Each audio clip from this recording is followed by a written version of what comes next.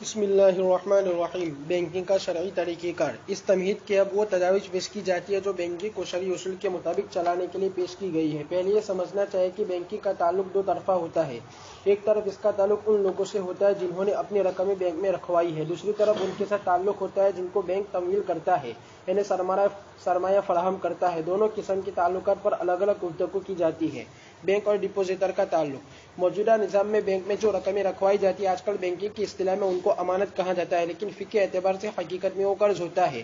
اگر بینک کو اسلامی طریقے سے چلایا جائے تو امانت داروں کے ساتھ بینک شرکت یا مزاربت کا معاملہ کرے گا۔ اس طریقے میں وہ رقم قرض نہیں ہوگی، بلکہ اب صورتحال یہ ہوگی کہ رقم رکھوانے والے رب المال ہوں گے اور بینک مضارب ہوگا، اور لگایا ہوا سرمایہ رأس المال ہوگا، جس پر بینک کسی خاص شرح سے نفع دینے کا پابند نہیں ہوگا، بلکہ جو کچھ نفع حاصل ہوگا وہ ایک طے شدہ تناسب کے مطابق تقسیم ہوگا۔ پھر کرنٹ اکاؤنٹ یا الحساب الجاری میں بینک آج بھی ڈپوزیٹر کو کوئی سود نہیں دیتے۔ اسلامی طریقہ کار میں بھی اس مد پر کوئی منافع نہیں دیا جائے گا، اور کرنٹ اکاؤنٹ میں رکھی ہوئی رقم ڈپوزیٹر کی طرف سے بینک کو دیا ہوا غیر سودی قرض سمجھا جائے گا۔ البتہ دوسرے نفع بخش کھاتے مزاربت یا شرکت کے کھاتوں میں تبدیل ہو جائیں گے۔ البتہ ان کھاتوں کو مزاربت یا شرکت سے بدلنے میں یہ عملی دشواری معلوم ہوتی ہے کہ شرکت کا عام قاعدہ یہ ہے کہ تمام کھاتے داروں کی رقم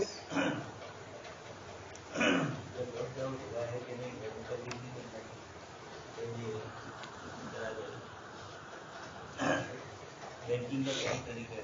ایک تو حکومت بینکیں جو اپنا نظام چلاتی ہے، اور ایک اسلامی اعتبار سے بینکوں کو چلانا ہوگا تو کس طرح ہوگا۔ مولانا اس کو فرماتے ہیں کہ 3 کھاتے چلتے ہیں: سیونگ اکاؤنٹ کا کھاتا، کرنٹ اکاؤنٹ کا، اور فکس ڈپوزٹ کا۔ فکس ڈپوزٹ اسلام میں جائز نہیں ہے۔ کرنٹ اکاؤنٹ جائز ہے، امانت رکھتے ہیں اور لے لیتے ہیں۔ جہاں تک سیونگ اکاؤنٹ کا تعلق ہے تو سودی کاروبار ہوتا ہے، سود سے بچنا ہے، تو سیونگ اکاؤنٹ کو تبدیل کیا جا سکتا ہے مضاربہ اور مشارکہ کے عنوان میں۔ خاص کر کے مضاربہ کہ بینک آپ سے روپیہ لے اور آپ رب المال ہے، آپ سلیپنگ پارٹنر ہے، آپ کو کچھ نہیں کرنا ہے، وہ آپ کے روپیے کو استعمال کر کے کاروبار میں بدلے۔ نفع جس طریقے سے فکس ہوتا ہے فکس ڈپوزٹ میں، یہاں فکس نہیں ہوگا۔ جیسے سود فکس ہوتی ہے سیونگ اکاؤنٹ میں، اس طرح یہاں نہیں ہوگا۔ یہاں تو نفع نقصان کی شرح کے اوپر دونوں کا معاملہ کیا ہے۔ حاصل یہ نکلا کہ سیونگ اکاؤنٹ جتنے بھی ہے اسلامی بینکنگ کے اندر، یہ سب کے ساتھ سیونگ میں نہیں رہیں گے، بلکہ مضاربہ کی شکل میں۔ کرنٹ اکاؤنٹ ہے تو اس میں سود کا معاملہ نہیں ہوتا ہے، ڈپوزیٹر کو سود نہیں دیتے، ان کے پیسے رکھتے ہیں اپنے پاس، بلکہ ان سے چارج لیتے ہیں۔ تو چارج تو لینا جائز ہوگا، آپ کی رقم آئی گئی اور آپ تو کسی بھی وقت اٹھاتے ہو، تو آپ کو یہ سارا حساب ان کے بینک کے ملازم کرتے ہیں، تو اس کی بنیاد پر وہ رقم آپ سے لے سکتے ہیں چارج، لیکن آپ کو سود کا سوال نہیں ہے دینے کا۔ تیسرا ہے فکس ڈپوزٹ، تو یہ جائز نہیں ہے۔ اچھے کاروبار جائز ہے لیکن فکس کرنا جائز نہیں، تو اس میں امالہ ہو سکتا ہے کہ فکس ڈپوزٹ کے بجائے آپ اس کو نفع نقصان کی شرح پر کر دیجیے۔ البتہ اب ایک مسئلہ آتا ہے، یہ بینکوں میں جو لوگ خاص کر کے سیونگ اکاؤنٹ ہی کا مسئلہ ہے۔ سیونگ اکاؤنٹ میں ہم رقم رکھتے ہیں، تو آج آئی آج رکھ دی، کل ضرورت پڑی کل واپس لینے کے لیے آئے۔ ان لوگوں نے شرح سود متعین رکھا ہے کہ اتنے ہزار پر اتنا، اتنے ہزار پر اتنا، اب وہ حساب کر کے آگے پیچھے کر کے بھی ہمیں سود دیتے ہیں اور لوگ سود لے لیتے ہیں، کوئی اشکال نہیں کرتے ہیں۔ ہم نے سیونگ اکاؤنٹ میں رقم رکھی اور آپ نے ہماری رقم پہ اتنا سود دیا، یہ سمجھتے ہیں کہ امانت ہے، جتنا ملا سود یہ حلمی مزید میں سے ہے، تو اب یہ اس پر کوئی اشکال نہیں کرتا۔ تو کچھ لوگوں کا یہ کہنا ہے کہ جب اسلامی بینکوں کے اندر آپ رقم رکھوائیں گے تو سیونگ اکاؤنٹ والے تو اس رقم کو آپ کے لیے امانت سمجھتے ہیں اور سود کے عنوان سے دیتے ہیں، اس لیے آپس میں کوئی اختلاف نہیں ہوتا ہے۔ لیکن جب اسلامی بینک ہوگی اور اس کے اندر جب آپ اپنی رقم رکھوائیں گے تو ہر ایک رکھنے والا کا یہ تو نہیں ہوگا کہ جنوری کی پہلی تاریخ کو ہر آدمی کیا کرے، اس لیے کہ ایک آدمی کے پاس رقم ہی فروری میں آئی ہے، ایک کے پاس مارچ میں آئی ہے، تو اپنی رقم گھر میں رکھے بینک کا انتظار کرے دسمبر کے ختم ہونے کا، یا 1 اپریل کے انتظار کرے 31 مارچ اینڈنگ کا اعتبار کرتے ہوئے، اس طریقے سے تو یہ پریشانی آئی ہے۔ اب لیکن دوسرا مسئلہ، اگر ہم ان کو متعین کرتے ہیں تو ایک آدمی نے جنوری میں رقم رکھی، دوسرے نے مارچ میں رکھی، تیسرے نے اپریل میں رکھی، چوتھے نے دسمبر میں رکھی، بینک کو یا مضاربہ اس کمپنی کو جو نفع ہوا، بینک بھی تو اب کاروبار کرے گی، اس کو جو نفع ہوا وہ دسمبر میں ہی ہوا ہے، یہ اگلے مہینوں میں نہیں ہوا۔ اتفاق سے کوئی کاروبار آ گیا اور اپریل میں ہی ملا، یا اتفاق سے کوئی کاروبار اپریل میں آیا مارچ میں نہیں آیا، تو جو رقم رکھوانے والے ہیں ان کا نفع بھی کوئی متعین نہیں ہے، कभी किसी का कम किसी का ज़्यादा।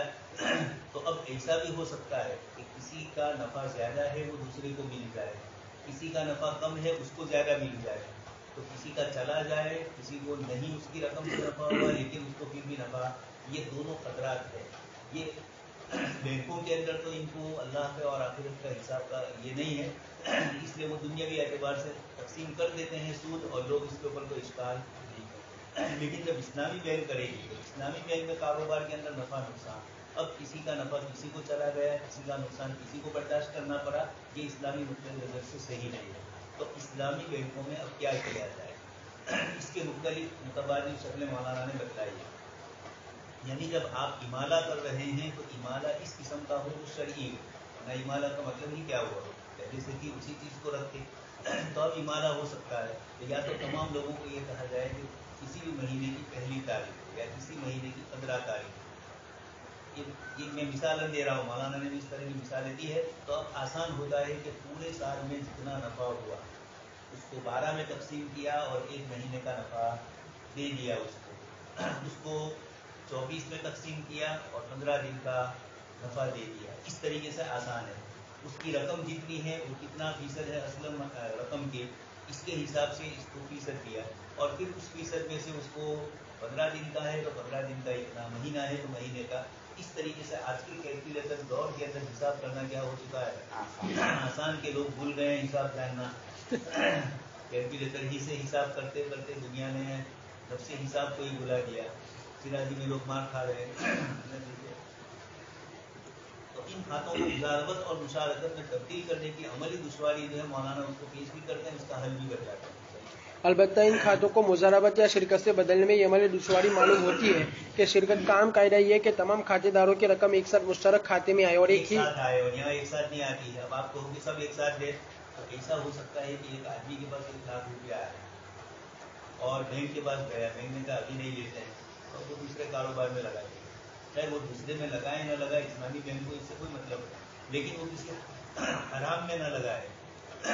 इसके लिए इस्लामी बैंक कोई ऐसी शक्ल बतलाए कि उस आदमी को कहे कि भाई 5वीं तारीख को गया, अब आप कहोगे नहीं महीने की, एक तो पढ़ने के लिए आए बकरा ईद के बाद और तालीम हो चुकी हो, तो इसमें तो हम इश्काल कर सकते हैं कि आप क्या पढ़ेंगे।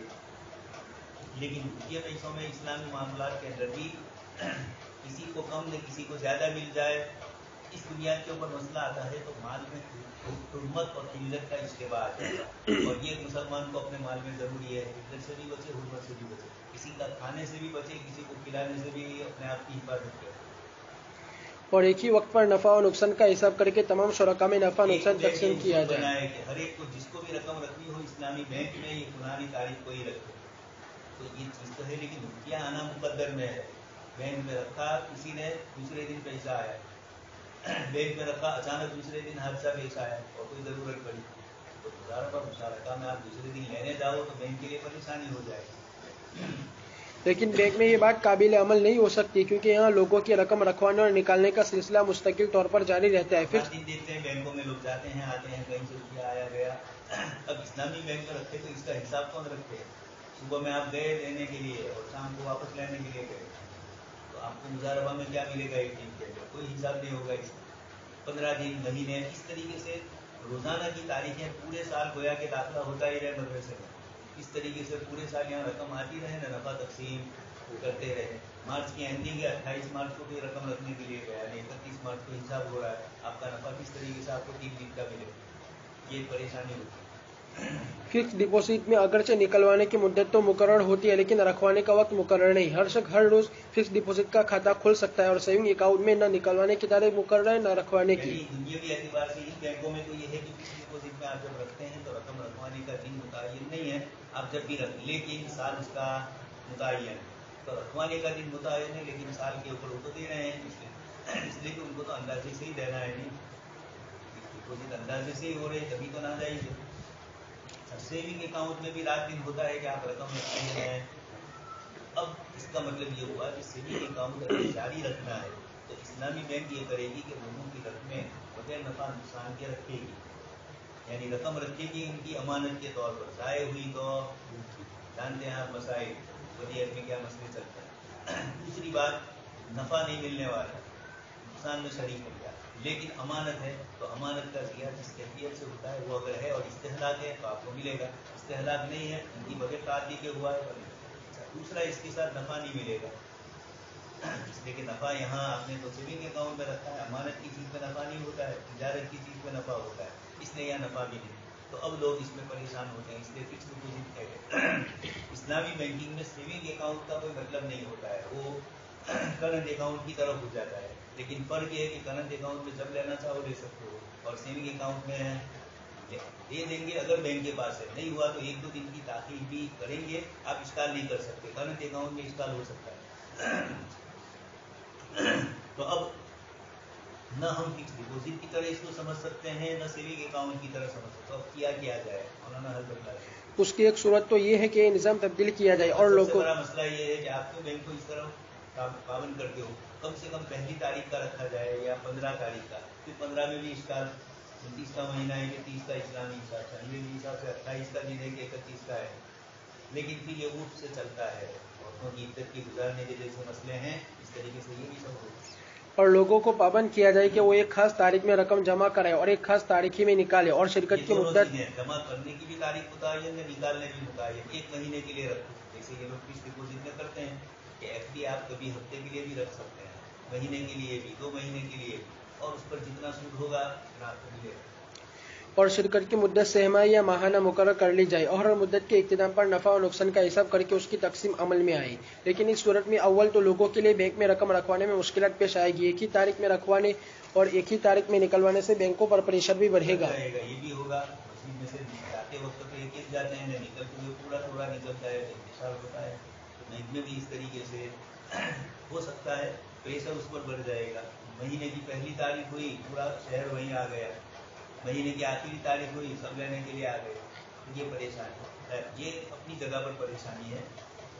और उसके नतीजे में बहुत सी बचतें काम में लगने से रह जाएगी। बहुत भीड़ होगी, लोगों को उनका जमाना से जाओ, फिर घर में रख लिए, नकद में ले ली। अब आप कहोगे बैंक का नुकसान या उसका नुकसान, दोनों का नुकसान।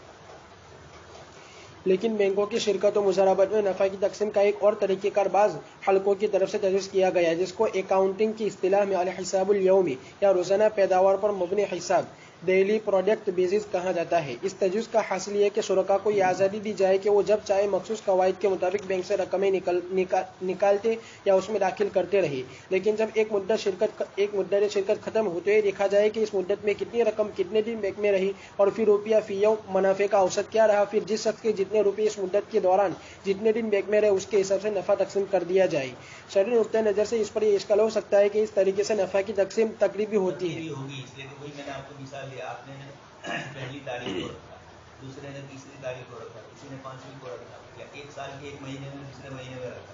अब रोजाना का अंदाजा कैसे हो सकता है कि नफा, एक साल का तो अंदाजा कंपनी को है कि एक साल में हमें इतना नफा हुआ, तो उसको तकसीम करके 356 दिन 365 दिन में वो कर सकते हैं, 65 दिन में ये इस तरह का हिसाब कर सकते हैं। हमें पहले 65 दिन, अब 4 साल पर 1 साल बढ़ा दिया जाता है 28वीं तारीख को 29 से, इसलिए मैंने कहा 365 दिन और उस पर मजीद एक तरह क्या हूँ 1/3, इस हिसाब से मैंने 5.25 दिन पे रखा है सवा। तो अब अलग अलग अवकात में रखेंगे। कुछ लोगों ने ये हिसाब किया कि साल का पूरा नफा तकसीम कर लिया जाए और उसको 365 में तकसीम करके एक दिन का नफा मुतय्यन किया जाए। अब जब भी कोई आदमी रखेगा, चाहे महीने की पहली को रखे, महीने के आखिर को रखे, इसने जितने दिन लगाए इसके एक दिन के हिसाब से उसका नफा। लेकिन ये तखमीनी अंदाजा है, इसमें एक को दूसरे के अंदर चले जाने का खतरा है। आपका नफा दूसरे को मिल गया, दूसरे का नुकसान आपको बर्दाश्त करना पड़ेगा। इस बात का यानी उसको कम नफा मिला है लेकिन आपकी रकम में से जाकर उसको मिल गया। इस बात का अंदेशा है कि किसी के हकीकी नफ़ी का कुछ हिस्सा दूसरे के पास चला जाए। मसलन 6 माह के बाद नफ़ा तकसीम हुआ, इन 6 माह में से पहले 3 माह में नफ़ा ज़्यादा हुआ और आखिरी 3 माह में नफ़ा कम हुआ। इन 6 माह के दौरान ज़ैद की रकम तो 6 माह बैंक में रही और उम्र की रकम आखिरी 3 माह रही और नफ़ा फी यौम बराबर मिलेगा, तो इस सूरत में ज़ैद के हकीकी नफ़ी का कुछ हिस्सा उम्र के पास आ जाएगा। इसमें शक नहीं कि नफ़ा की तकसीम के मज़कूरा सूरत में इश्काल मौजूद है, लेकिन इसका जवाब ये हो सकता है कि शिरकत में शुरका के अमवाल मुशा तौर पर मखलूत हो जाते हैं। लिहाजा नफ़ा तकसीम करते हुए नहीं देखा जाता कि हर एक के सरमाए से हकीकी नफ़ा क्या हुआ, बल्कि तमाम मजमूई सरमाए से जो मजमूई नफ़ा हुआ वो तकसीम होता है। तो आप तकसीम करते हैं, एक दूसरे के साथ मिल जाते हैं, रकम जमा करवाते हैं, मजमूई तौर पर कंपनी को शेयर, कंपनी में क्या होता है, आपने शेयर्स खरीदे, आपकी शेयर्स वाली रकम कंपनी के पास कहाँ है हमको मालूम नहीं, लेकिन साल पूरा होता है या हमारी रकम रखवाई और अचानक कंपनी को कोई बड़ा नफा मिला तो कंपनी ने वो रकम वहाँ दे दी। अब हमको तो कभी तौर पर मालूम नहीं, दूसरे आदमी के पैसे पड़े रहे और कंपनी को कोई उस वक्त प्रोडक्ट नहीं बना, तो उसका रुपया सैयार शक्ल में रहा, असल शक्ल में रहा पैसों की, और आपका रुपया तब्दील होगा। अब आप जाकर ये कहो कि मैंने जब दिया तो बैंक ने इससे इतना नफा, तो आपको कहाँ से मालूम होगा? बैंक में तो मजमूई तौर पर शेयर्स कंपनी ने तो मजमूई तौर पर जिसकी रकम आती है जाती है, कंपनी अपने एतबार से हिसाब करके साल का जो मजमूई नफा है आपकी रकम के हिसाब से इतने फीसद वो आपको देती है। अब आपकी रकम वहाँ कारोबार में इस्तेमाल हुई हो या न हुई, आपने जब उनको मुशारका या मुजारबा के तौर पर दे दिया, उसी दिन से आपकी चीज उनकी मिल्कत में चली गई, यानी इस हिसाब की कारोबार की दुनिया में, इसलिए अब उसको नफा आपको देना है। कभी नफा 20 महीने में मिलता है, कभी साल के आखिर में मिलता है नफा, अचानक कोई, तब भी जिन जिन लोगों ने जमा किया सबको मजबूरी हिसाब से उनकी रकम के हिसाब से ये दिया जाता है। तो शेयर्स कंपनी में जैसे होता है इस तरह इस्लामी बैंक में भी ये होगा, यानी अगर इस्लामी बैंक कायम करके कुछ लोगों को ये इश्काल हो तो मौलाना उन तमाम इश्कालात का जवाब देते हुए कहते हैं कि इस्लामी बैंक पूरे साल का बैंक का जो नफा है उसको तकसीम करेगा। अब उस नफा में आपकी जितनी रकम है वो उस नफा उस असल रकम की कितने फीसद है वो देखेंगे, और फिर आपकी मजमूई रकम का फीसद आपका साल एक दिन का कितना होता है, इसके हिसाब से आपको इतने दिन का इतने महीनों का मिल जाएगा। हालांकि ये एहतमाल मौजूद है कि एक के सरमाए से नफा हासिल हुआ हो और दूसरे के सरमाए से बिल्कुल नफा न हुआ हो। मालूम हुआ कि नफा की हकीकी तकसीम शिरकत में मतलूब नहीं, तकरीबी तकसीम भी काफी, इसीलिए शिरकत मजमूए पर होती है, मुजारबा मजमूए पर होता है, तकरीबी तकसीम भी काफी है, बशर्ते के तमाम शुरका इस पर राजी हो। लिहाजा मुरावजा तरीके से जब आप शेयर्स कंपनी का शेयर्स खरीदते हैं तो इसकी तरफ ध्यान किसी की तवज्जो भी नहीं जाती है कि आखिर मैं जो रकम शेयर्स में खरीद रहा हूँ तो मेरी रकम से उन्होंने, मैंने तो पैसे दिए हैं तो शेयर सर्टी मिला है, लेकिन ये पैसे गए कंपनी में कारोबार के, तो कंपनी को इससे नफा हुआ, कंपनी ने इस रुपये को कहाँ लगाया हमें कुछ पता नहीं। हो भी सकता है कि हमारी रकम से न हुआ हो, और ये भी हो सकता है कि हमारी रकम इतनी बरकत वाली थी कि कंपनी को, लेकिन कंपनी इसको नहीं देखेगी, कंपनी तो साल पूरे होने पर हिसाब करेगी। तो वहाँ भी सही, पहले तो ये कि मैं जिसको मुसब्बा नहीं बना रहा हूँ वो जायज़ है कि नहीं, तो गैरों का तरीका है, यूरोप वालों का। लेकिन यह है कि शिरकत में, इस्लामी शिरकत में भी ऐसा होता है, दो शरीक जब आपस में शरीक होते हैं तो इसका रुपया काम आया इसको नहीं देखा जाता है। आपकी रकम पड़ी है, पूरे साल उस रकम से कोई चीज़ खरीदी नहीं गई, और दूसरे साथी की रकम अचानक उसे खरीदी नहीं, उसी से नफा हुआ, वो कहे कि हमारा पैसा तो अपराया है, तो ये नहीं चलेगा। जब आपने दे दिए हैं तो आप शिरकत में जिसका भी पैसा इस्तेमाल हो, आप आधी आधी लेके दोनों की रकम क्यों रखी हमारी रकम को।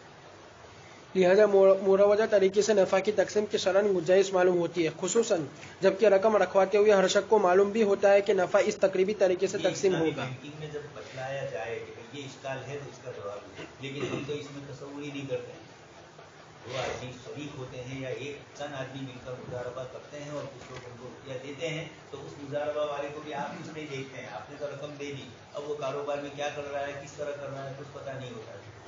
तो बाहमी रजामंदी से तकसीम नफा के एक हिसाबी तरीके को इख्तियार करने में कोई मुजाहिका नहीं होना चाहिए। फरमाते हैं कि इस तरह हल निकाला जा सकता है, और मैंने जो शक्ल बताई जिससे ये अंदाजा रोजाना का हिसाब करके, तो ये अक़रब इलल नफा और अक़रब इलल नुकसान है, करीब करीब, यानी ये ऐसा हिसाब है कि जिससे बहुत कम जाएगी, दूसरे के हिस्से में नफा कम जाएगा, आपका हिस्सा वहाँ नहीं जाएगा, और अगर जाएगा तो बहुत छोटी सी मिकदार है। ये सारी तफसील उस वक्त जबकि कोई शख्स मुद्दत के दरमियान में बैंक में दाखिल होता है या दरमियान में रकम निकलवाता और रखता रहता है। अगर कोई शख्स दरमियान मुद्दत में बैंक से बिल्कुल ही निकल रहा हो तो इस सूरत में ये मसाइल नहीं होंगे। इस सूरत में बेहतर तवजीह होगी कि अब बैंक उसको नफा तकसीम नहीं कर रहा है, बल्कि शख्स कारोबार में अपने हिस्से को बेच रहा है और बैंक उसको खरीद रहा है, और हिस्सा खरीदने के लिए बैंक ने नफा नुकसान की सूरत हाल को देखकर उसके हिस्से की कीमत तय की है। ये फरमाने हैं कि ये आना जाना जो पैसों का है उस पर मसला है। आपने रकम रखवाई 3 महीने के बाद ली, फिर दूसरे तीसरे दिन रकम रखवाई, फिर 6 महीने के बाद ली, या अलग अलग रकम रखवाई, थोड़ा हिस्सा लिया थोड़ा अंदर रखा। ये जब मसाइल होते हैं तब ये नफा के अंदर एक दूसरे की शिरकत का वहम है। लेकिन जब आप बिल्कुल क्लोज हो रहे हैं, बैंक से आप अपनी पूरी की पूरी रकम निकलवा रहे हैं, तो अब गोया आप अपना हिस्सा उनको बेच रहे हैं। इसलिए कारोबार में आपकी रकम कैश की शक्ल में थोड़ी है, आपकी रकम तो कैश भी है, जामिन भी है, सरियाल मात्रा भी है, मशीनरियाँ भी है, ज़मीन भी है। तो अब आप जब उसमें से ले रहे हैं कारोबार को, जिसको भी आप पैसे देंगे तो ये थोड़ा है जो बैठा होगा वो आपकी रकम को कहीं ना कहीं लगाएगा किसी न किसी चीज़ में। तो अब आप ये समझेंगे कि आपका हिस्सा जितना है शिरकत का आप उसको बेच रहे हैं। जब बेचेंगे तो आपस में बाय और मुश्तरी का मामला होगा। उसकी असल जो कीमत है आपके शेयर्स की वो आप न भी दो, और शहर में तो ये नहीं होता है, शहर में तो आपको तीसरे को बेचना पड़ता है, शहर दलाल ब्रोकरों को बेचना पड़ता है। लेकिन कंपनी में अगर आप अपने शरीक के साथ इस तरह कर रहे हैं तो उस मौके पर आप अलग हो जाते हैं। यूनिट होता है अलग अलग और फिर उसको तकसीम करते हैं। मौलाना ने इसकी कई मिसालें दी हैं कारोबार की दूसरी किताब में अपनी, उसके अंदर कई यूनिट के एतबार से बताया है कि कभी ये होता है कि मजमूई तौर पर पहले एक चीज़ खरीद लेता है, फिर वो वहाँ से अलग होना चाहता है तो क्या करता है उसके यूनिट कर देता है। इस यूनिट के इतने दे दिए तो वो इतने में अब शरीक नहीं रहा, फिर दूसरे महीने दूसरे साल दूसरे यूनिट उसने बेच दिए। इस तरह सबको बेच देते हैं।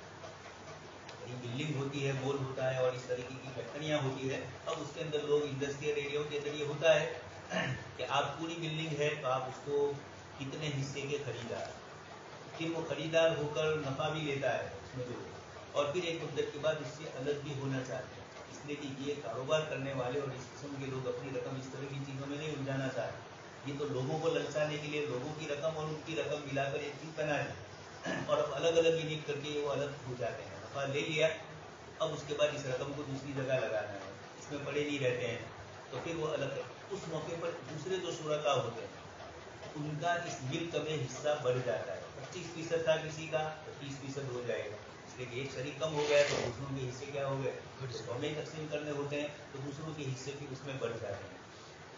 इस एतबार से जब एक दूसरे से अलग होकर इस तरह ले, बैंक से जब आप क्लोज ही हो रहे हैं तो आप बैंक को अपना हिस्सा बेच रहे हैं।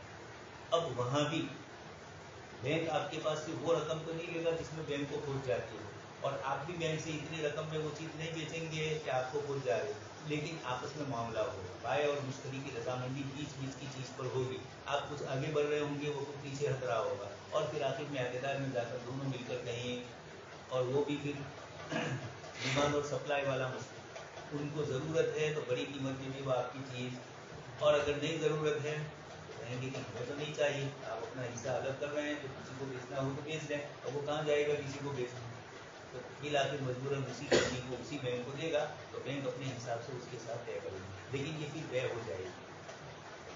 आप खुद अपना हिस्सा कम में या ज़्यादा में दे रहे हैं, उसको ज़रूरत है तो आप अपने नफ़ा से ज़्यादा में दे रहे हैं, और उसको ज़रूरत नहीं है तो आप अपना नफ़े को कम करके चीज़ बेचकर आप कैश करना चाहते हैं। इस्लाम के तरीक़ाए तमवील। अब तक इस्लामी निज़ाम में बैंक और रकम सुन चुके हैं मुबारक मियाँ बीवी के दरमियान एक दूसरे के जितने हुकूक है वो सब क्या हो गए। आजकल तलाक़ें होती हैं और औरतें इंतज़ार ही में रहती है कि कब तलाक दे। बड़ौदा से एक साहब का मसला आया, इन्होंने इनके लड़के ने दूसरी शादी कर ली, अब्बा को मालूम था, सामने वालों को पता चला कि इन्होंने दूसरी शादी कर ली, तो पहली औरत के रिश्तेदारों ने उनको कहा कि जब आपको दूसरी शादी करनी है तब हमारी लड़की को तलाक दे दो, या कर ली है तो तलाक दे दो। ये समझे कि बहुत आसान है, निकल गए भला, जैसे तलाक दी फौरन केस। अब ये केस किया तो वो दूसरी भी अब इसमें आ गई, या तो पंचड़िया से आ गई, अगला हिसाब है नहीं, तो कोई भी माँ बाप अपनी बेटी को ऐसी जगह थोड़ी देंगे कि अगला हिसाब गड़बड़िया हो। इसलिए ये कहती है कि पहले तलाक दो और फिर उसके बाद मुझे लाओ, लेकिन कभी बेचारी मजबूरन आ भी जाती है। खैर, तो अब ये मसला आया तो उसके अब्बा ने मुझे फ़ोन करके कहा मौलाना अब हूँ करवाना, ये करवाना, तो आपको मालूम था कि आपका लड़का दूसरी शादी कर रहा था, कहाँ तो उस वक्त आपने नहीं रोका, और अब ये पार्टी जब तलाक मांग रही थी तो आपको समझ में नहीं आया ये सामने से क्यों मांग रहे, अब मांगी और फौरन गए वो कोर्ट के अंदर। तो इसलिए इस किस्म के मसाइल भी आते हैं। अब तक इस्लामी निज़ाम में बैंक और रकम रखवाने वाले के ताल्लुक पर गुफ्तगू हुई। अब बैंक के अहम काम तमवील यानी सरमाया फराहम करने के इस्लामी तरीकों पर गुफ्तगू की जाती है। शरई नुक्ते नज़र से उसके कई तरीके हो सकते हैं।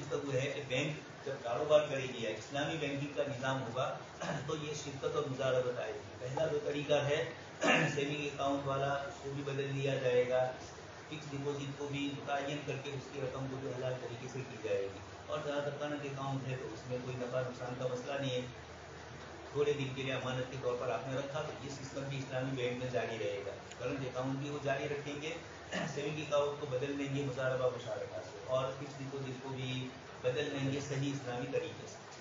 अब जब ये बैंकिंग का निज़ाम इस तरीके से होगा तो तमवील, फाइनेंसिंग, इससे नफ़ा हो, मुदीर होकर जिसको गुजराती में बोलते हैं, तो इस्लामी बैंकिंग भी अब तरीक़े तमवील इस्तेमाल करेगी। तो सबसे पहले ये दो तरीके आएंगे, मुशारका मुजारबा। इस वक्त की जो बैंकिंग का निज़ाम है उसमें ये नहीं आएगा, ये दूसरे एतबार से करेगी जो आप सुन चुके इम्पोर्ट और एक्सपोर्ट पे, लेकिन या कर्जा देगी, लोन पर सूद के ऊपर रकम देगी, वो सीधे कारोबार में शरीक नहीं होती है। इस्लाम ये कहता है कि नहीं, सीधे कारोबार में शरीक हो। बैंक को क्या है, बैंक खुद पे थोड़ी जाएगी। बैंक जिस तरह दूसरों को रुपये देती है तो बैंक खुद कारोबार करवाएगी दूसरों के पास, सकने बन सकती है। लेकिन चूंकि रब्बुल माल पैसे बैंक को देता है, शरीक अपने शरीक यानी बैंक को दे रहा है, और अगर वो इसको ये कहे तो इख्तियार दे, आप खुद कारोबार करो या दूसरे से करवाओ। सारा दिन होता है, सुन चुके मुजारिब अव्वल ने मुजारिब है, और न बनाओ तब भी कर ही लेते हैं, आपका मुजारिब ऐसा धंधा कर ही लेता है, उसको ज़्यादा नफा किसी जगह से मिलता है तो आपसे एक मामला अलग करता है, दूसरे से अलग। शिरकत और मुजारबत। सूद का सही इस्लामी मुतबादिल शिरकत और मुजारबत का तरीका है जो सूद से बदरजह अच्छे नताइज का हामिल है। ये तमील का अच्छे नताइज का हामिल दाता वाले ने किया और उसको ज्यादा नफा मिला इसमें। ये तमील का निहायत मिसाली आदिलाना मुनसिफाना तरीका है जिसके तकसीम दौलत पर बहुत अच्छे नताइज मुरतब होते हैं। इससे बैंकिंग का ये तस्वुर भी खत्म हो सकता है कि बैंक कारोबार के अमल से बिल्कुल अलग थलग रहते हुए सिर्फ सरमाया फराहम करने के लिए वास्ता बनता है। शिरकत और मुजारबत का निज़ाम जारी होने की सूरत में बैंक का नाम ख्वाह बैंक ही रहे, लेकिन बैंक की हैसियत खत्म हो जाएगी। अब बैंक का बाकायदा कारोबार में अमल दखल होगा। पूरी जिंदगी लोग बैंकों से वाबस्ता रहे हैं, इसलिए बैंक का तस्वुर उनको बैंकों की तरफ से निकालना पड़ेगा। इस्लाम अपना मुस्तकिल निज़ाम देगा, जमहूरियत आपके पास रहेगी, हमारा पूरा निज़ाम ही चलेगा। राज हो रहा है, वही तो मसला परेशान को नहीं। और इस तरीके से बैंकिंग में भी ये होगा, माईशत में भी इस तरीके से किया जाएगा। अब आपका जहन तसव्वुर बरसों से उसका है, खास करके जो मुलाजिम पेशा और जो सरकारी लोग हैं, सेक्युलर मुलाजमतें करते हैं, वो बैंकिंग का निज़ाम की जिस तरह आदी है, इस्लामी बैंक में इस तरह की आदत छोड़नी पड़ेगी। शिरकत और मुजारबत में बुनियादी फ़र्क ये होता है कि शिरकत में शुरका सरमाए में भी हिस्सेदार होते हैं और अमल में भी हिस्सेदार हो सकते हैं। अगर कोई अमलन कारोबार में दखल न दी, ये अलग बात है। और मुजारबत में रब्बुल माल का सरमाया होता है और मुजारिब अमल करता है, रब्बुल माल के अमल में शिरकत नहीं होती। दोनों का फर्क बताइए। शिरकत में आप अमलन शरीक होते हैं आम अहवाल में, कभी कभार कोई शरीक खुद ये कहे कि भाई मैं तो बैठा रहूँगा, मैं कुछ नहीं करूँगा, आप जाइए, वो अलग बात। लेकिन मामला इनका मुशारका का हुआ है आपस में, तो मुशारिक दोनों शरीक हैं, दोनों खरीद सकेंगे, दोनों बेच सकेंगे। इसके मुकाबले में मुजारबत में ये होता है, इसको स्लीपिंग ये कहते हैं, पार्टनर यानी सोया हुआ पार्टनर। मतलब ये है कि ये बैठा ही रहेगा, यानी ये कोई काम कारोबार में नहीं करेगा, चाहे दूसरे कारोबार में रुपया लगाकर सबसे ज़्यादा मुतहर्रिक हो, फिर उसको इसके मुकाबले में तो स्लीपिंग ही कहा जाएगा। तो अब ये है कि इस तरीके से मुजारबा के अंदर एक का काम और एक का पैसा, इसलिए मुजारिब और रब्बुल माल का जब मामला होगा तो आप नज़र तो रखेंगे, लेकिन रोजाना दुकान पर जाकर बैठ जाओगे तो वो कहेगा कि मतलब हमारे नहीं आवा, हमारा तो पैसा है, बढ़े तो हमारे नफो मली जैसे। बाकी ये रोजाना यहाँ आकर बैठने का और कारोबार के अंदर दखल अंदाजी करने का ये आपका हक है। मुशारिक को हक है, मुजारिब को हक नहीं है। अलबत्ता अब दोनों जमा हो रहे हैं, मुशारकत की ने मुजारबत की, एक नई सिस्टम निकल रही है शेयर्स के अंदर। इसी तरह कंपनियों के अंदर कंपनी की जो डायरेक्टर है वो खुद अपनी रकम शेयर्स की लगाते हैं कारोबार में। इस हिसाब से वो क्या हो गए, आपके भी पैसे थे, उनके भी पैसे थे, मुशारिक हुए, लेकिन कारोबार में आपको कोई दखल नहीं, वही करेंगे सब कुछ। उनकी जो बॉडी होगी, जो कंपनी की आपको भी सिस्टम सुन चुके हैं उसके हिसाब से, तो उस हिसाब से रब्बुल माल वाला मामला आपके साथ हुआ। तो मुजारबत ये बीच वाली जो शक्ल हुई, जब शेयर्स कंपनी के जवाज का अदम जवाज का मसला आया तो हज़रत हाजी रहमतुल्लाह अलैहि ने फरमाया कि फुक़हा के नाम में मुशारकत की जो तकसीम की है, किताब शिरकत की जो तकसीम करके मुजारबत ये शिरकत इनाम, शिरकत मुफावजा वगैरह जो इसको 4 में तकसीम किया, ये इज्तिहादी अमल है, ये नुसूस से नहीं है किताब सुन्नत से कि इतनी शक्लें बन सकती है। हाँ, इतना देखा जाए उस ज़माने के फुक़हा के सामने कारोबार की जो शक्लें थी, इसके हिसाब से इन्होंने इन 4 शक्लों को जिक्र किया।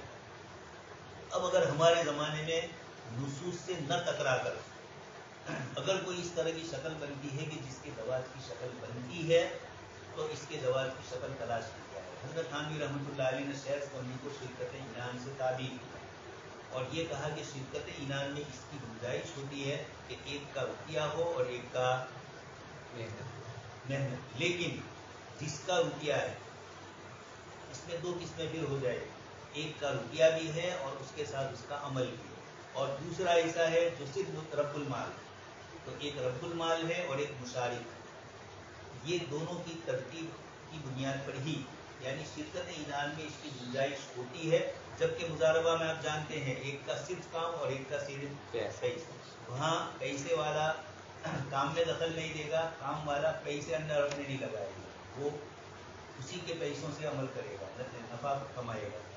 ہاں اگر اس طرح کا کوئی معاملہ اس کو کرنا ہے تو دوبارہ دونوں مل کر پھر مضاربہ کو چھوڑ کر مشارکہ کر سکتے ہیں، یہ الگ بات ہے۔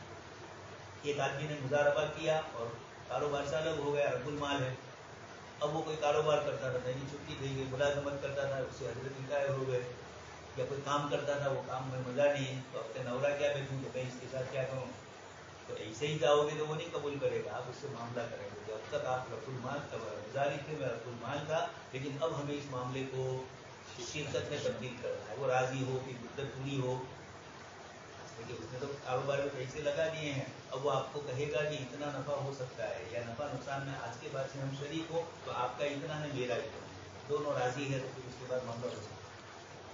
اب یہاں شرکت اور مضاربت کے چند بنیادی اصول بیان کیے جاتے ہیں۔ شرکت اور مضاربت کا معاملہ کرتے ہوئے ان کی رعایت ضروری یہ ہوتی ہے۔ چند اصول جاننا اس لیے ضروری ہے کہ کتاب المضاربہ تو بیچاری ایسی چلی گئی ضرب کے ساتھ ہی، یقیناً تو پڑھائی نہیں جاتی بہت سے مدرسوں میں، اور اس کے خاص کر کے کتاب البیوع اگر کچھ پڑھی بھی تو پڑھنے والا پڑھانے والے دونوں بیچارے کچھ کچھ سمجھتے ہیں کچھ کچھ، لیکن وہ طریقے اس زمانے کے ہیں، اس کو جلدی سمجھنا جب تک پوری اسلامی تاریخ سے واقف نہ ہو، آپ کہتے ہیں 15ویں صدی میں نہ سمجھنا ہے 5ویں صدی کا مسئلہ، تو اسلامی تاریخ پوری آپ کے ذہن میں نہیں ہوگی، کاروبار کا سسٹم اس وقت کا وہاں تک آپ کے لیے آج کے زمانے میں عجیب لگے گا۔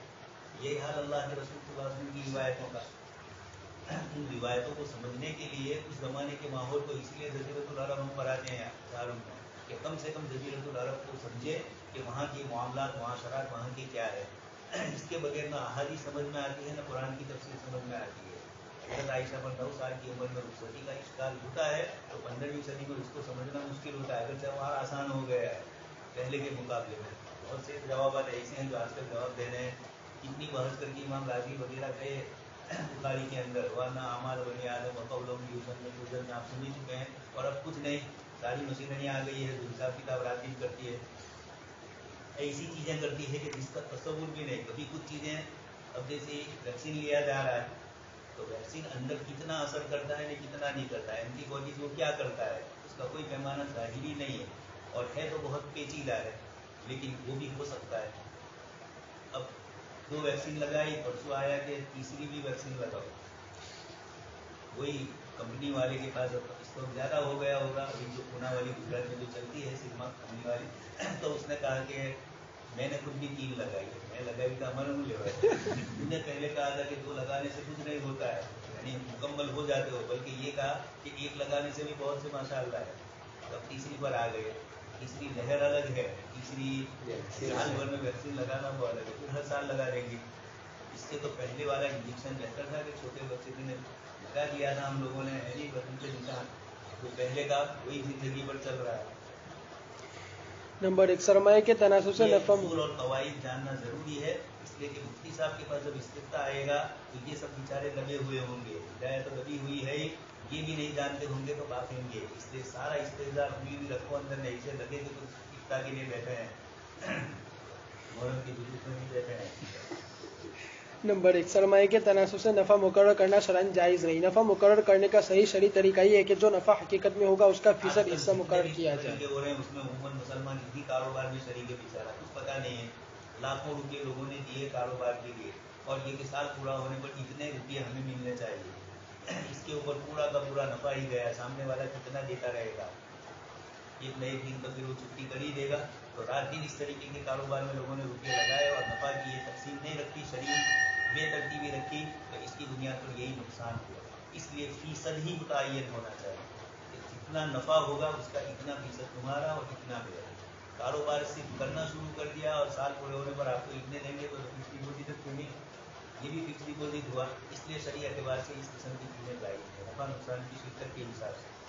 नंबर 2, नफा का जो तनासुब भी चाहे बाहमी रजामंदी से तय कर सकते हैं कि कोई खेत दिया तो फलाने इतने हिस्से का गल्ला मेरा होगा, इतने हिस्से के आम मेरे होंगे, इतने हिस्से की खजूर मेरी होगी, हदीस शरीफ में इससे मना फरमाया। इसलिए कि उसी जगह हुई ना दूसरी जगह नहीं हुई, या वहाँ कुछ नहीं हुआ ना दूसरी जगह हुआ, तो अब क्या होगा। इसलिए नफा नुकसान में दोनों ये चाहते हैं कि मैं ज़्यादा से ज़्यादा वसूल करूँ, दूसरे को नुकसान पहुँचाऊँ, तो फिर इससे कारोबार नहीं चलते। मसलन किसी का सरमाया 40% हो और उसके लिए 60% नफा की शर्त लगाई जाए, और दूसरे का सरमाया 60% हो और उसके लिए 40% नफा की शर्त लगाई जाए। ये अलग बात है। एक आदमी काम कर रहा है तो ये मतलब नहीं कि 50-50% ही दोनों का हो। कभी ऐसा होता है कि आप काम बिल्कुल नहीं कर सकते और काम ऐसा है कि मुश्किल काम है और दूसरा आदमी उसके लिए तैयार है, वो इस फन का माहिर है, डिग्री पास की है, मेहनत की है, तो यकीनी बात है कि जब कारोबार में चाहे डिग्री हो चाहे वो मेहनत कर सकता हो, अब वो आपको कहेगा कि नहीं 50% तो नहीं। अब आप जानते हैं कि नहीं तो फिर पूरा खत्म हो गया, पैसा मेरे जेब में रहेगा, बेहतर ये कि 40% भी तो साल पूरा होने पर मुझे मिल जाए। कभी उल्टा होगा, आपके पास पैसा है, सामने वाला काम कच्चा जानता है, आप उसको कहो या कोई भी चीज़ हो कच्चा हो तो एक पूरा बात देगा। मतलब ये है कि वो ये कह रहा है, राजी है बेचारा, 40% में रहने के लिए तैयार हूँ, 30% रहने के लिए तैयार हूँ।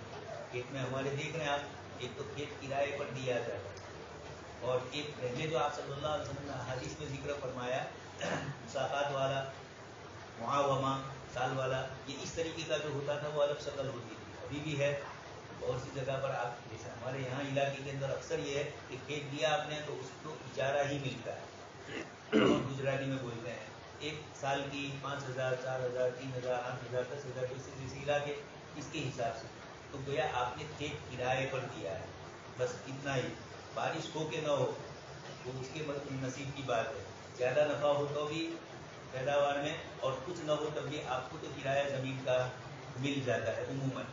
और दूसरी होती है मुसाकात पर, कि मैं खेती करूँगा, दौड़ बोलते हैं गुजराती में, कि 1/3 आप जितना पकेगा उसमें से 1/3 मेरा मेहनत करने वाले का, और बाकी 2/3 खेत वाले की, या इससे उल्टा कहीं खेत में कुछ नहीं पकता है या कोई खेती नहीं करता है, तंगारे देता, तो फिर परेशानी, तो जल्दी मजदूर नहीं कोई खेती करो, तो फिर आप राजी होंगे कि आधा दे दे तो भी मैं आधा तो नफा मिलेगा, खेत अभी वैसे ही खेत भरा हुआ है। तो ये चीज़ें नफा के तनासुब में दोनों के अपने अपने मसले होते हैं। शरीयत मुतहरा ने ये नहीं किया है कि जिसका 60% रुपया हो उसको 60% ही नफा मिले।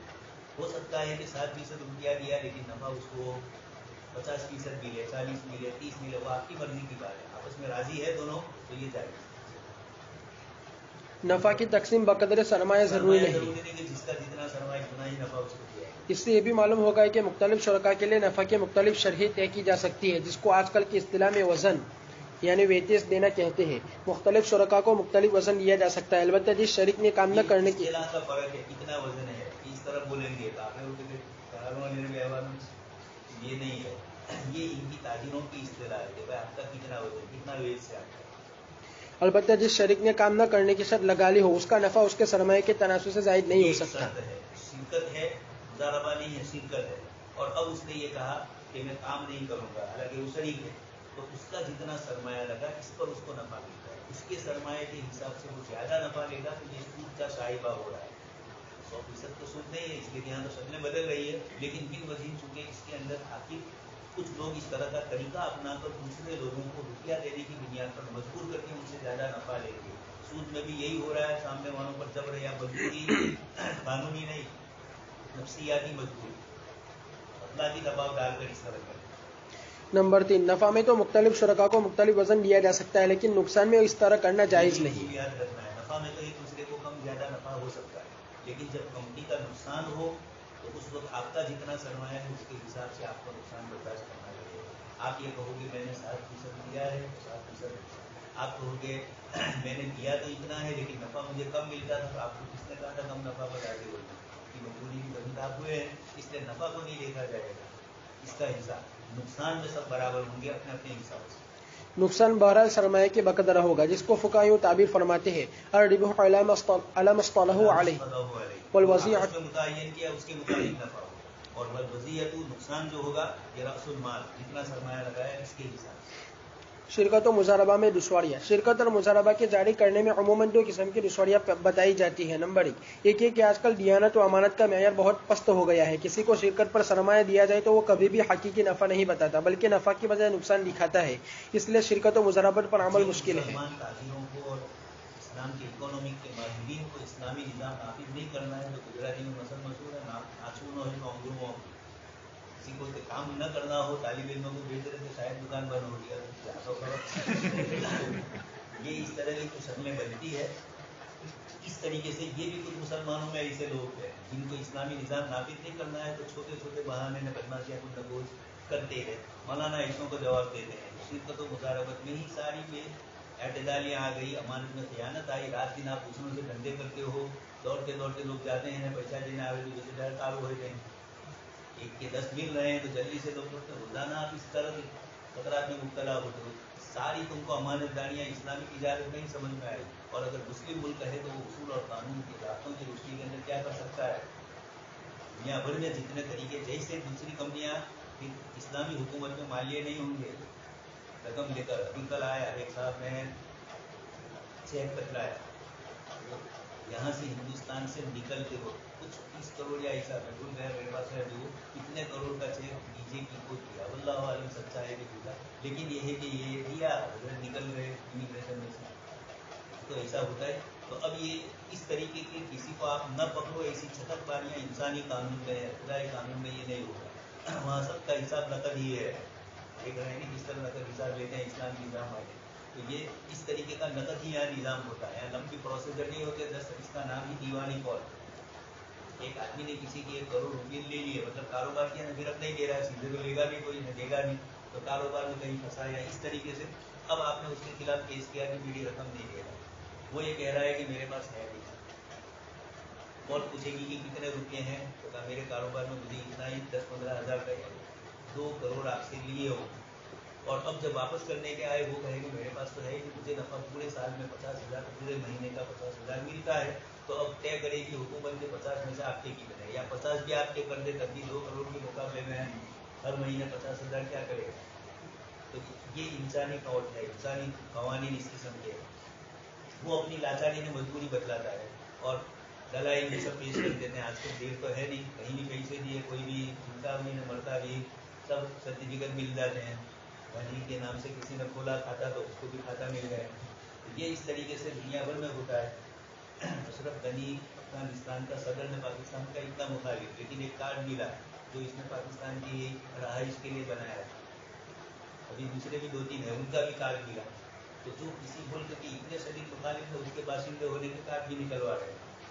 यहाँ भी तो ऐसे भ्रष्टाचारी थे जिन्होंने निकलवाए, ऑफिस में जो बैठे हुए, तो यहाँ का है नहीं इस तरह। इसलिए जो लोग इस्लामी निज़ाम के अंदर इश्कालात करते हैं वो अपने इस वक्त के निज़ाम को भी देखें जिसको बहुत महज़ब और बहुत ज़्यादा इंसाफ वाला समझ रहे हैं। वहाँ भी क्या हो रहा है, एक तो यह है कि यूरोप के मुल्कों में वहाँ इतना कम होता है, वहाँ अवाम भी इतने ज़्यादा कायदा कानून जानते हैं और हुक्मरानों को भी अवाम की राय की पड़ी है। यहाँ तो सो जाओ, मैं आपकी कोई पड़ी नहीं है, 10 मर जाएंगे 100 मर जाएंगे, इससे क्या फ़र्क पड़ता है, इससे भी आबादी ज़्यादा है तो कम ही करना है, तो जो मरे जहाँ मरे जिस तरह। उसका जवाब यह कि वाकई मुआशरे में दियानती की बददियानती की हालत अफसोसनाक है, लेकिन बददियानती की वजह से कभी कोई काम बंद नहीं होता। काम नहीं बंद हुआ, खाली इस्लामी बैंकिंग का निज़ाम ही बददियानती से निज़ाम कायम करके ऐसा किया भी है। हिंदुस्तान में कई बैंकें खड़ी हुई, मुजारबा की भी सिस्टम आपको बतलाई। अब बहुत सारे लोग ऐसे हैं कि जिनके पास पैसा तो है और कारोबार में लगाना है, लेकिन बेचारे कहाँ लगाए। एक साहब हम लोग दुबई में गए थे, मुंबई, वहाँ एक साहब उन्होंने आकर मुझे कहा, हमारे साथ ही थे, उन्होंने मुझे कहा बलसार के थे, कहा कि मौलाना मेरे पास पैसा है, कारोबार में कहाँ लगाऊँ, पालनपुरी गिरा देगी तो अपने अलावा किसी को दाखिल नहीं करती, उस वक्त नहीं करती थी, अब तो करने लगे वो भी। इसलिए तब वहाँ भी तो खोट आई, होटलों में भी आई, नए गाड़ियों में भी आई, तो दूसरे किसी से रकम मिल रही तो अच्छा है, नहीं दूसरे के पैसों से कारोबार कराऊँ, लेकिन ये बहुत बड़ा मसला होता है। तो इस बुनियाद के ऊपर अब चारों नाचार वो शेयर्स कंपनी की तरफ जाते हैं और कोई सही रास्ता मिलता नहीं है। इस्लामी निज़ाम हो अगर बैंकिंग का, मुजारबा मुशारका का, तो लोग उसमें लगाएंगे, और फिर इस्लामी निज़ाम होगा तो इस्लामी कानून मुकाफात भी होगा, सज़ाओं का निज़ाम भी फिर इस्लामी होगा। तो बैंकिंग इस्लामी है तो सज़ा में भी इसलिए यकीनी तौर पर सबको इंसाफ मिलेगा। मुख्तलिफ तरीकों से बददियानती का सद्दिबाब करने की कोशिश की जाती है। फरमाते हैं कि जैसे दुनियावी सेक्युलरिज्म बैंकों में गड़बड़ होती है तो उसको दूर करने की कोशिशें कर रहे हैं, तो इस्लाम में भी वो होगा, ब्लैक लिस्ट उसको किया जाएगा। एक कारोबारी आदमी लोगों को धोखा ही देता है। यकीनी तौर पर जैसे इमाम अबू हनीफा रहमतुल्लाह अलैह ने वो जो हदीस मुसव्वत है, इसके एक तो हमने ये कहा कि कुरान करीम की आयत और हदीस के रूप में मालूम होता है कि एतदाल हो। ये हदीस मुसव्वत में आप सल्लल्लाहु अलैहि वसल्लम ने फरमाया चाहे कम दूध हो चाहे ज़्यादा दूध हो, एक मिकदार बतलाई इतना ही उसके ऊपर खर्चा आ रहा है। तो ये दूसरी रिवायतें और दूसरे उसूल के खिलाफ है। जिस ज़ात ने इस रिवायत को बयान किया कि हनफी बाकी रहूँगा ये कहकर, उनको मालूम नहीं था, इसलिए अहनाफ उस रिवायत के जवाब में ये कहते हैं कि ये इस तरह की है। तो ये कहा जाए कि आम उसूल से ये पता चलता है, बाकी उस रिवायत के ऊपर इस तरीके की तरतीब से इश्काल न किया जाए कि नऊज़ुबिल्लाह आप सल्लल्लाहु अलैहि वसल्लम के कलाम में तज़ाद मालूम हो या आपका कलाम खुदा के कलाम से आए ने भी बोल रहे हो ना, वही आप तुम फाक़ी हो बिमिस्लिमा ने यहाँ मिस्ल नहीं है, तो मिस्ल नहीं है जिस ज़ात ने कहा उनको मालूम था कि मिस्ल होना चाहिए, फिर भी ये क्यों फरमाया। एक तो यह है कि रिवायत की सनद और वतन पर इश्काल, तो अहनाफ के यहाँ कुछ तो पैटर्न है, किसी भी रिवायत पर बगैर तहकीक के हमारे मौलवी लोग बोल देते हैं सनदन वतन ये रिवायत क्या है। इसके लिए पहले आप तहकीक तो करो कि सनद और वतन में इस पर क्या उलमा ने मुहद्दिसीन ने कलाम किया। हर जगह पर बगैर किताब पढ़े हुए जो लोग बोलते हैं उनकी बात कर रहा हूँ, जो देख कर करे तहकीक करके तहकीक का पूरापन हमारे यहाँ है, उसके साथ करे तो कोई फर्क नहीं। लेकिन कुछ चीज़ें ऐसी होती है कि वो इस तरह की भी है, आप सल्लल्लाहु अलैहि वसल्लम ने फिर भी ऐसा फरमाया। तो क्यों फरमाया है, जो आदि मुजरिम है इस किस्म के मुजरिम के पास से जब तक जाती वसूल नहीं करोगे वहाँ तक ये रुकने वाला नहीं। इसलिए आप सल्लल्लाहु अलैहि वसल्लम ने, आप देख लीजिए, आपने फरमाया कि मेरे दिल में यह है कि जो लोग मस्जिद में नहीं आते हैं, नमाज से नमाज नहीं पढ़ते, उनके घरों को मैं क्या कर दूँ। लेकिन है कोई वाक़या ऐसा कि उन्होंने किया है। सज़ा का ये भी एक अंदाज होता है बोलने का, इससे भी नबी की लिसान मुबारक से निकल रहा है, इसलिए ये भी बहुत बड़ी अहमियत। अल्फाज का भी टेम्परेचर होता है, अल्फाज का भी टेम्परेचर, यानी गर्मी सर्दी आप बोलते हैं किसी को कैम्स हो और कैम्स है तो फर्क पड़ जाता है। ये टेम्परेचर अल्फाज का भी जब इस तरह होता है तो अल्लाह के नबी सल्लल्लाहु अलैहि वसल्लम के इरशादात का भी अपना एक टेम्परेचर होता है, इसलिए उसको इस किस्म की चीज़ों में महफूज किया। और फिर इमाम अबू हनीफा रहमतुल्लाह अलैह के यहाँ एक इतना कायदा बहुत शानदार है कि जिससे इस किस्म के इश्कालात ही नहीं होते हैं। सियासत शरईया, जब फ़कीह के पास इस तरह का मसला आए, मुस्तहिद के पास कि लोग किसी चीज़ का गलत इस्तेमाल करते हैं, तो ज़राए और सद्दे ज़राए भी तो फिका बन चुके हैं, जो न्याय में भी पढ़े हैं, पुराने पढ़ चुके हैं। सद्दे ज़राए तो रोका भी जा सकता है, ला तक़रबू ज़िना फरमाया, ला तज़्नु नहीं फरमाया, सीधा ज़िना से नहीं रोका, ऊपर से रोका। तो इस तरीके से जब हाकिम वक्त देख रहा है कि बाजार में एक ताजिर लोगों के साथ गड़बड़ करता है जानबूझ के, या एक जानवर वाला इस तरीके से ही लोगों से करता है, अपना जानवर कुर्बानी के जानवर को भी नमक पिला देते हैं, अभी आया और मुद्दा ताज़ा करते हैं, या डायरा बच्चों बच्चों पेशाब कर लेना पागल है। आजकल इस तरह के धोखे कुर्बानी के, तो ये जो धोखेबाज बार बार करता हो, अल्लाह के नबी सल्लल्लाहु अलैहि वसल्लम की उस रिवायत पर अनाप तक अमल करेंगे जब एक ताजिर क्या करता हो, तो इमाम साहब के उसूल के मुताबिक है, सियासत शरीया है, इसलिए इमाम साहब ने इस तरह का जो दरवाज़ा खुला रखा है, इसके पीछे यही है कि हुदूद की ये रिवायत, अगर कोई धंधा ऐसा करता है बार बार जानवर खरीद कर यही पेशे हैं उसके और रोज़ाना शिकायतें उसकी आ रही है, तो अब काजी के पास जाएगा तो काजी देखेगा नहीं कि इसको हदीस वाली रिवायत पर ही अमल करवा के इसकी सज़ा थोड़ी ज़्यादा दी जाए, या नफ्स सियासत शरईया है, काजी को इख्तियार है उसको सज़ा देने का, चूँकि किताब और सुन्नत से वो सज़ा का जो मुस्तहिक नहीं हो रहा है, तो सियासत शरईया में काजी को इख्तियार देकर इस तरीके की सज़ाएँ मुताबिक हैं। तो ये आप सल्लल्लाहु अलैहि वसल्लम की रिवायत पर इस तरीके से अहनाफ के यहाँ भी अमल होगा, इसको बिल्कुल छोड़ न दिया जाए। जैसे जितनी मुफस्सिरीन में से कुछ हजरात ने किया, जहाँ कोई आयत मक्की आई तौबा और इस्तिग़फ़ार वाली, अब मदनी आयत में जब ये आई तो कहा कि ये मनसूख हो चुकी है, जिहाद की आयतों ने सब्र की तमाम आयतों को मंसूख कर दिया, अब सब्र करना ही नहीं। हालांकि ऐसा नहीं है, अल्लाह की नबी ने आयतों की नुज़ूल के बाद भी क्या किया है, सब्र किया है। इसलिए इस तरह का खत्ते नस्ल नहीं फेर देना है, मनसूखियत का नासिकियत, उसको उस आयत की सियाक़ व सबाक़ में कुरान ने फरमाया है, अब इससे मिलता जुलता वाक़या पेश आयत को करें, और जहाँ कुरान ने सब्र का हुक्म दिया तो सब्र तो ईमान का जुज़ है, आप उसको मनसूख कर दोगे तो मुसलमान को अब सब्र की ज़रूरत ही नहीं है, अब तो सिर्फ सीधा जिहाद ही है, तो ऐसा नहीं है, हिंदुस्तान में कर ही रहे अमलन। सफर कर ही तो रहे हैं, यहाँ पर क्या कर रहे हैं। तो ये इसलिए इसको मंसूब न कहा जाए कि सवाब नहीं मिलेगा, यही समझा जाए कि ये भी क्या आयत पर अमल है, अल्लाह के नबी ने दे दिया, फरमाया करके कुदरत दी, उसके बावजूद किया है। मसलन ऑडिट का निज़ाम काउंट। मौलाना फरमाते हैं कि जब इस्लामी हुकूमत भी इस्लामी बैंकिंग के निज़ाम में किसी का हिसाब किताब, पहले तो कंपनी जब रजिस्टर होगी तो उसका नाम होगा, रजिस्टर इसके बगैर होती ही नहीं है, उनकी जिम्मेदारियां बतलाई जाएगी, फिर साल पूरा होने पर उनका हिसाब लिया जाएगा, आप अपना हिसाब पेश करो। मदरसों के पास भी यही ज़रूरी है, सालाना हिसाब देना ज़रूरी है। हमारे यहाँ एक साहब मुतवल्ली में आए, उसके बाद इन्होंने हर महीने हिसाब किताब शुरू की, तो पहले मदरसे में ज़कात की रकम से मुदर्रिसीन की तनख्वाह अगले मुतवल्ली देते थे बेचारे, जब उस का दौर था, इन्होंने आकर उसको ख़त्म किया और ये कहा कि नहीं रुपया कहीं से भी बिल्ला लाएंगे। आया महीने महीने इन्होंने हिसाब पेश किया तो लोगों को इत्मीनान हुआ कि इनका बिल्कुल क्लियर है। तो जो जितना हिसाब साफ रखता है, ये कंपनियाँ लोगों की तरफ रगबत होती है।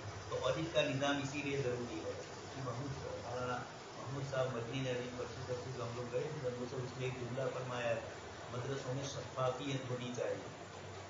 का इशारा जो था कि कुछ मदरसे ऐसे हैं कि एक तो उनके नाम पर ज़मीन है, गुजरात में तो ऐसा कम है, लेकिन जहाँ वक़्फ़ बोर्ड नहीं है या जहाँ वक़्फ़ बोर्ड है लेकिन उनके उसूल बहुत ज़ाब्ते के सख्त है, तो वहाँ ऐसा होता है कि ज़मीन अपने नाम पर होती है। यहाँ भी ऐसा होता है, कभी कभी कुछ लोगों ने ज़मीन अपने नाम पर रखी है और फिर उसको जब तक वक़्फ़ में जमा नहीं किया, ये तो अलग हुआ कि यहाँ पहले से वक़्फ़ बोर्ड नहीं था, 1995 में आया, और इससे पहले यहाँ पर चैरिटी में लोग जाते थे। चैरिटी वालों ने ये किया कि इनके पास जितने चैरिटी नंबर थे वो नंबर बाकी रखते हैं, उनको दे दिया वक़्फ़ बोर्ड को।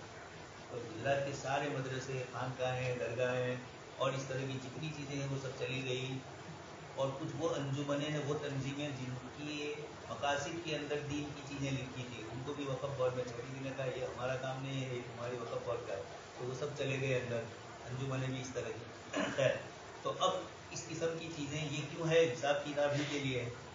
अकाउंट्स का निज़ाम, भाई अकाउंट्स आपका रखो पूरा, हिसाब जमा आया रुपया, रसीद वगैरह रखो, मदरसे वालों को यही पता कि ये सारी चीज़ें हुई तो हिसाब किताब रखवा होगा। और जिसको करना ही हो तो वो कहीं ना कहीं शरारत करेगा, वो अलग चीज़ है, लेकिन ये शरारत से रुकने के जराए है, सेंट्रल बैंक की निगरानी वगैरह। जब ये बैंकिंग का निज़ाम है तो इस्लामी बैंकिंग सारी बैंकें ताबे होगी। मुशारका और मुशारबा में भी इस जैसी कार्रवाइयाँ की जा सकती है। निजी शख्स या इदारे के बारे में एक दफ़ा बदयानित साबित हो जाए, उसको तमाम बैंकों में ब्लैक लिस्ट किया जा सकता है। कर सकते हैं ब्लैक लिस्ट, उनका नाम आ गया कि ये कंपनी हमारे इनके शहर में खरीदे जाए न बेचे जाए, ये आ जाएगा तो सीधा हो जाएगा, फिर दूसरे पार्टी से, लेकिन हिंदुस्तान है, वो पार्टियाँ बदल देगा, न दूसरा नया नाम लाकर इस तरह करेगा।